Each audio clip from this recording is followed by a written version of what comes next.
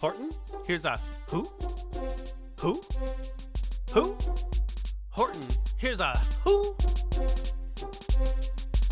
On the 15th of May in the jungle of Newell, in the heat of the day, in the cool of the pool, he was splashing, enjoying the jungle's great joys, when Horton the elephant heard a small noise. So Horton stopped splashing, he looked toward the sound. That's funny, thought Horton, there's no one around. Then he heard it again, just a very faint yelp, as if some tiny person were calling for help. I'll help you, said Horton, but who are you where? He looked and he looked, he could see nothing there, but a small speck of dust blowing past through the air. I say, murmured Horton, I've never heard tell of a small speck of dust that is able to yell. So you know what I think? Why, I think that there must be someone on top of that small speck of dust. Some sort of creature of very small size, too small to be seen by an elephant's size. Some poor little person who's shaking with fear that'll blow in the pool, he has no way to steer. I'll just have to save him, because after all, a person's a person, no matter how small. So gently and using the greatest of care, the elephant stretched his great trunk through the air, and he lifted the dust speck and carried it over, and placed it down safe on a very soft clover. Humph, humphed a voice, 'twas a sour kangaroo, and the young kangaroo in her pouch said humph too. While that speck is as small as the head of a pin, a person on that, where there never has been. Believe me, said Horton, I tell you sincerely, my ears are quite keen and I heard him quite clearly. I know there's a person down there, and what's more, quite likely there's two, even three, even four. Quite likely a family, for all that we know, a family with children just starting to grow. So please, Horton said, as a favor to me, try not to disturb them, just please let them be. I think you're a fool, laughed a sour kangaroo, with a young kangaroo in her pouch said, me too, you're the biggest blame fool in the jungle of Newell. And the kangaroos plunged in the cool of the pool. What a terrible splashing, the elephant frowned. I can't let my very small persons get drowned. I've got to protect them, I'm bigger than they. So he plucked up the clover and hustled away. Through the high jungle treetops the news quickly spread. He talks to a dust speck, he's out of his head. Just look at him walk with that speck on that flower. And Horton walked worrying almost an hour. Should I put this speck down, Horton thought with alarm. If I do, these small persons may come to great harm. I can't put it down, and I won't after all. A person's a person, no matter how small. Then Horton stopped walking, the speck voice was talking. The voice was so faint he could just barely hear it. Speak up please, said Horton, he put his ear near it. My friend, came the voice, you're a very fine friend. You've helped all us folks on this dust speck no end. You've saved all our houses, our ceilings and floors. You saved all our churches and grocery stores. You mean, Horton gasped, you have buildings there too? Oh yes, piped the voice, we most certainly do. I know, called the voice, I'm too small to be seen, but I'm mayor of a town that is friendly and clean. Our buildings to you would seem terribly small, but to us who aren't big, they're wonderfully tall. My town is called Whoville, for I am a who, and we who's are all thankful and grateful to you. And Horton called back to the mayor of the town, you're safe now, don't worry, I won't let you down.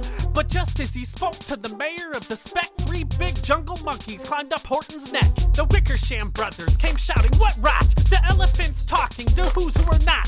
There aren't any who's, and they don't have a mayor, and we're gonna stop all this nonsense, so there. They snatched Horton's clover, they carried it off to a black-bottom eagle named Vladikoff, a mighty strong eagle, a very swift wing, and they said, will you kindly get rid of this thing? And before the poor elephant could even speak, the eagle flew off with the flower in his beak. All that late afternoon and far into the night, that black-bottom bird flapped his wings in fast flight, while Horton chased after with groans over stones that tattered his toenails and battered his bones, and begged, please don't harm all my little folks who have as much right to live as us bigger folks do. But far, far beyond him that eagle kept flapping, and over his shoulder called back, quit your yapping. I'll fly the night through, I'm a bird, I don't mind it. I'll hide this tomorrow where you'll never find it. And at 6:56 the next morning he did it. It sure was a terrible place that he hid it. He let that small clover drop somewhere inside of a great patch of clovers 100 miles wide. Find that, sneered the bird, but I think you will fail. And he left with a flip of his black-bottom tail. I'll find it, cried Horton, I'll find it or bust. I shall find my friends on my small speck of dust. And clover by clover by clover with care, he picked up and and searched them and called, "Are you there?" But clover by clover by clover, he found that the one that he sought for was just not around. And by noon, poor old Horton, more dead than alive, had picked, searched, and piled up 9,005. Then on through the afternoon, hour after hour, till he found him at last on the 3 millionth flower. "My friends," cried the elephant, "tell me, do tell. Are you safe? Are you sound? Are you whole? Are you well?" From down on the speck came the voice of the mayor.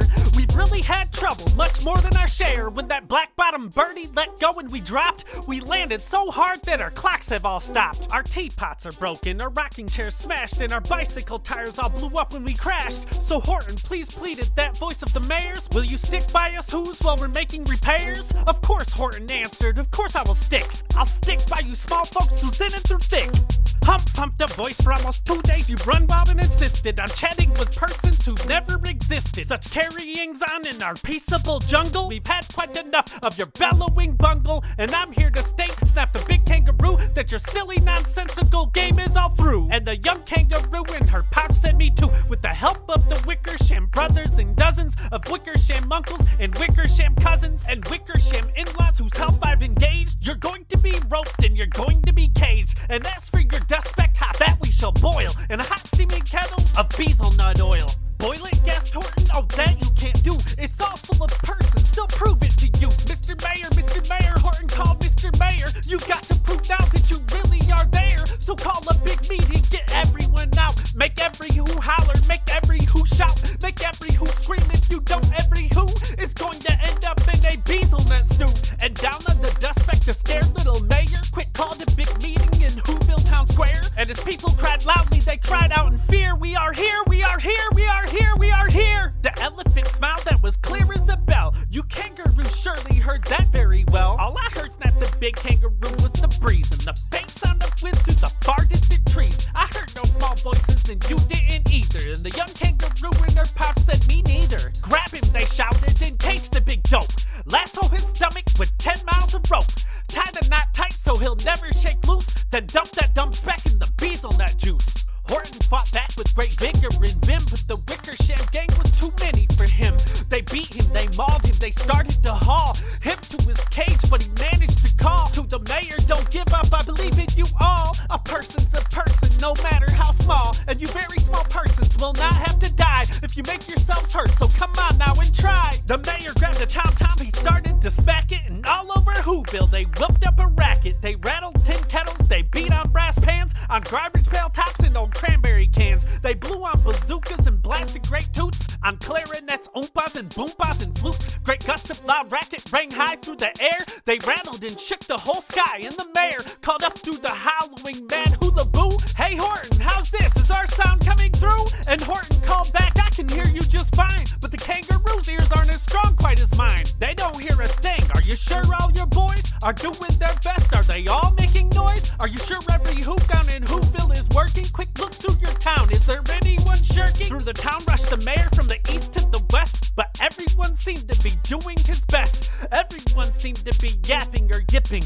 Everyone seemed to be beeping or bipping, but it wasn't enough, all this ruckus and roar. He had to find someone to help him make more. He raced through each building, he searched floor to floor, and just as he felt he was getting nowhere and almost about to give up in despair, he suddenly burst through a door in that mayor discovered one shirker quite hidden away in the Fairfax apartments, apartment 12J. A very small shirker named Jojo was standing and bouncing a yo-yo, not making a sound, not a yip, not a chirp. And the mayor rushed inside and he grabbed the young twerp, and he climbed with the lad up to Eiffelberg Tower. "This," cried the mayor, "is your town's darkest hour. The time for all who have blood that is red to come to the aid of their country," he said. "We've got to make noises in greater amounts, so open your mouth, lad, for every voice counts." Thus he spoke as he climbed. When they got to the top, the lad cleared his throat and he shouted out, "Yacht!" And that yacht, that one small extra yacht, put it over. Finally, at last, from that speck on that clover, their voices were heard, they rang out clear and clean. And the elephant smiled. Do you see what I mean?